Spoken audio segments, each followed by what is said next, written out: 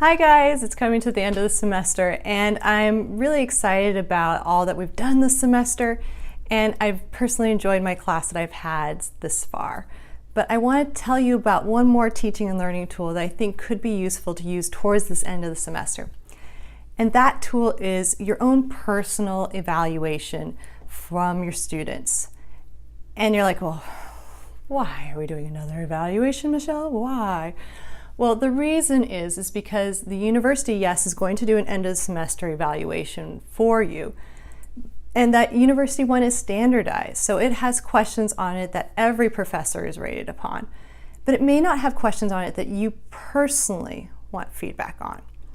And because of that, it gives you a little bit additional power and a little bit better data if you personalize that end of semester evaluation.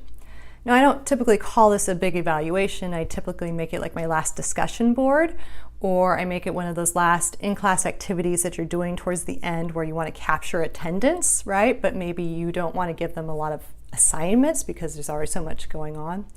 And so I'll ask them to do a quick write during class time. I'll give you a template down below for what an end of semester evaluation could look like. But I say the two things that I think are most important on there are really being able to ask questions that you personally want to know about in order to be a better teacher for your next semester. And the second thing is to also ask the students for advice. And this sounds a little odd, right, to ask the students for advice, but the question is, and let me grab my computer here. The question I said is, what advice do you have for students who will take this course next term? Again, I didn't think of this. This was a resource from another colleague, and I'll link to the original article and stuff that has this below. But I think that is excellent. It completely changed one of the things that I did in my class, and that I didn't realize in one of my classes that students were noticing how much more difficult it came to a certain chapter. Whenever we got to chapter 7, I knew that conceptually there was this big idea they had to understand in order to get through the rest of the semester. And I tried to convey that.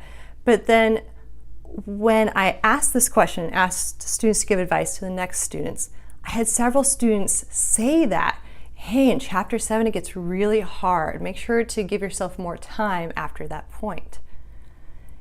And I put that student comment in my class, and I put it in one of my very first orientation modules that I have in my class. And students believed it.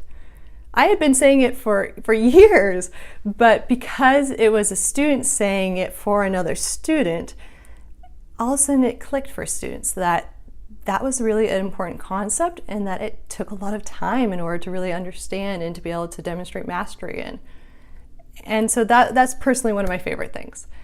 So I encourage you to take the opportunity to get feedback, because you'll possibly be surprised, and you could possibly have some great new teaching tools in your arsenal just simply by asking students for advice.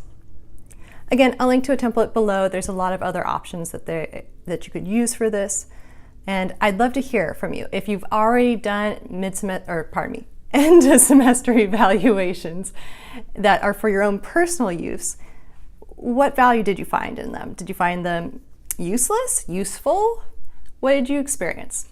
Please share your stories below. Either contact me directly or comment down below if you're on YouTube. I hope you have a great rest of your day. Power through. We're almost to the end of the term. See you later. Bye.